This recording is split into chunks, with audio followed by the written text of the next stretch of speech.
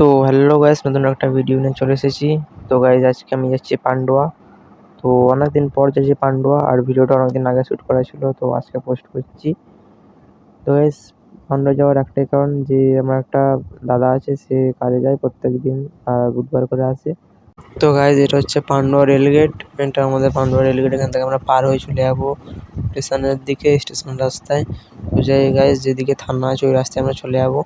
তো গাইস, রেলগেটটা পার হয়ে আমরা যদি ডান দিকে রাস্তায় নামবো, তার বাঁ দিকে একটা চায়ের দোকান দেখতে পাচ্ছ। তো গাইস, খুব সুন্দর চা, মানে খুব ফেমাস চাটা।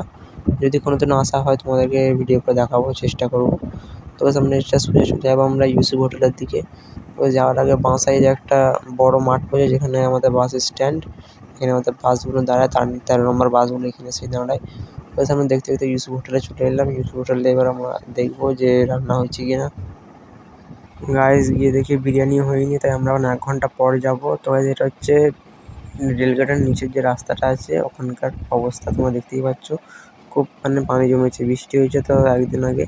আর এই গ্রামটা কারা কারা ছিল কমেন্টে জানাবে। তো গাইস, আমরা চলে গেছিলাম স্টেশনে।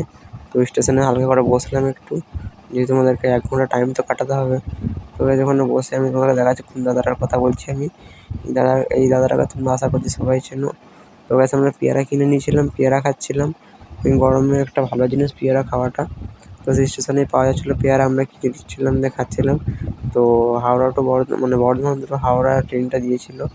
তো ট্রেনটা ভালোই ভিড় তোমরা দেখতে পাচ্ছ। তো গাইস, ওখান থেকে আমরা বেরিয়ে পড়লাম। এবার গাইস, যদি লাক ভালো থাকে আমরা পেয়ে যাবো আশা করছি, যেহেতু 12:30টা বাজছিল। তো গাইস, আমরা সোজা চলে যাবো আমরা এবার ইউসুফ হোটেলের দিকে। তো গাইস, গরমে মানে খুব খারাপ জিনিস, তোমরা গাইস কেউ খাবে না, এই গরমে খাবে হালকা ফুলকার মধ্যে। এত মশলাদায়ক জিনিস খাওয়া যাচ্ছে না, খাওয়াই ভালো। গাইস, আমরা আবার এখান থেকে চলে যাবো ইউসুফ হোটেলে। ইউসুফ হোটেলে গিয়ে দেখবো বিরিয়ানি হয়েছে কি। তো আমাদের টাইম দিয়েছিল 12:30টায়, আমরা ওখানে গিয়ে পৌঁছেছি 11টার সময়। তো আমরা আবার 12:30টার দিকে যাই। তো গাইস, ওখানে পৌঁছে আমরা দেখবো যে বিরিয়ানিটা হয়েছে কি। না হলে গাইস হয়ে গেল, অন্য জায়গায় দেখতে হবে তাহলে। আর ইউসুফে বিরিয়ানি আমরা খাই। তো গাইস, আমরা এখানে পৌঁছে গেলাম, ইউসুফে বিরিয়ানি খাবো আজকে। তো গাইস, ভেতরে গিয়ে দেখি যে বিরিয়ানি হয়ে গেছে। তো আমরা 2 প্লেটে বসে পড়ি।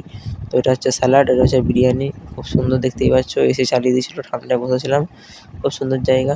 তো গাইস, আমরা ওখানে বিরিয়ানি খেয়ে বেশিক্ষণ থাকবো না, বেরিয়ে পড়বো, যেহেতু আমাদের আরও কাজ আছে।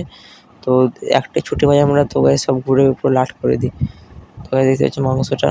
তো গাইস, এসব খেয়ে নিতে তোমাদের সঙ্গে দেখা হচ্ছে।